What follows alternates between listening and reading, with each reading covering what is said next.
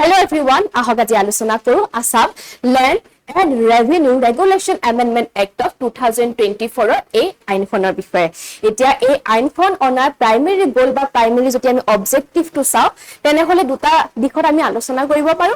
এটা হৈছে কি যে এই আইনখনৰ জৰিয়তে অসমৰ যিসকল লোক খিলঞ্জীয়া আৰু যিসকল লোক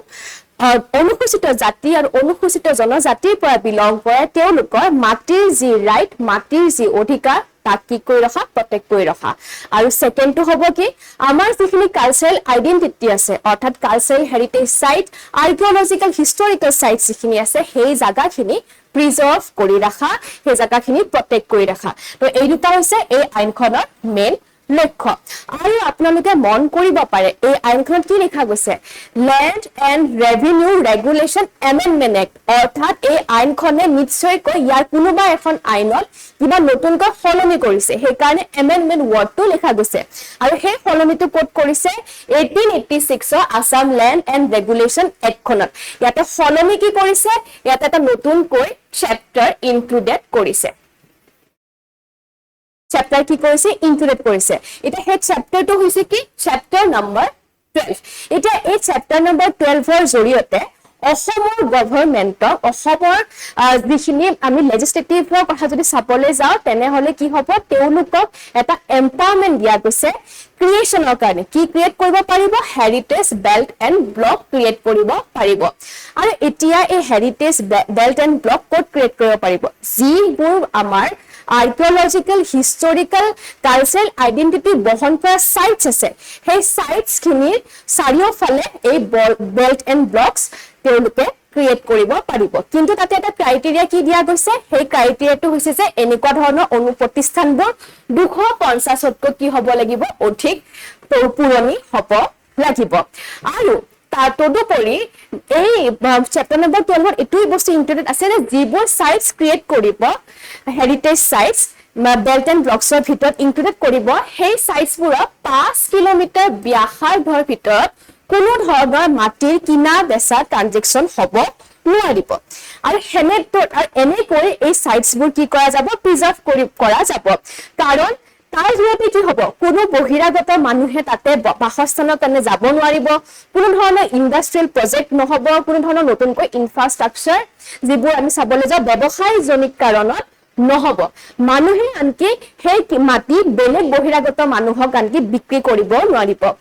কিমান সময় কিমান ৰেডিয়াছৰ ভিতৰত 5 কিলোমিটাৰ ৰেডিয়াছৰ ভিতৰত কিন্তু তাতে এটা এক্সেপচনেল আছে যিসকল লোক অৰিজিনেল ইনহেবিটেন্টছ আছে তেওঁলোকে কিন্তু মাটিৰ যি ট্ৰানজেকচন আছে মাটিৰ যি লেনদেন আছে তাতে ভাগ ল'ব পাৰিব কিন্তু এটা প্ৰশ্নটো হ'ল যে এই অৰিজিনেল ইনহেবিটেন্টছ সকল হ'বনো কোন তাৰ প্ৰশ্নৰ উত্তৰটো এনেকৈ দিয়া গৈছিলে যে যিসকল লোকৰ পূৰ্বপুৰুষ তিনিটা জেনেৰেশ্যনৰ পৰা একেখিনি জাগাতে মানে বাসস্থানত তেওঁলোক তাতে আছে অৰ্থাৎ 3 consecutive generation যদি সেই জাগাটোকত আছে তেনেহলে তেওঁলোকে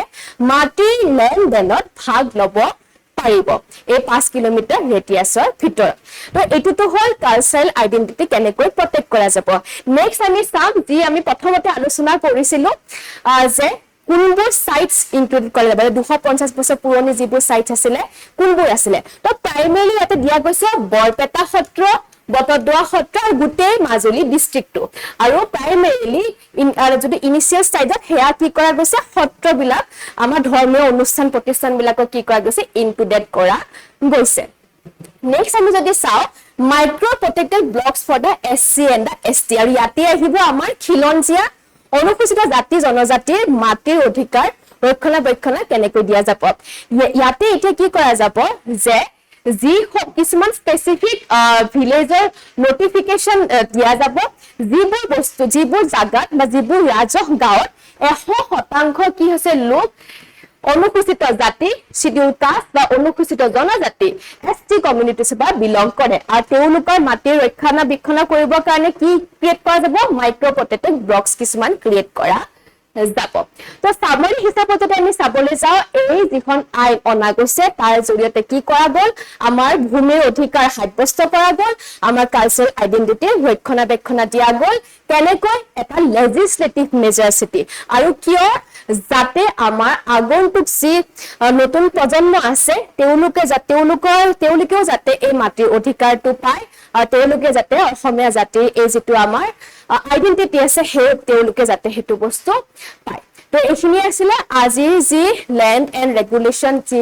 এমেন্ডমেন্ট এক্ট অনা গৈছিলে তাৰ বিষয়ে কিছুমান কথা এতিয়া আমি নেক্সট লগ পাম অন্য এটা টপিকৰ সৈতে আজিলৈ আহিছো ধন্যবাদ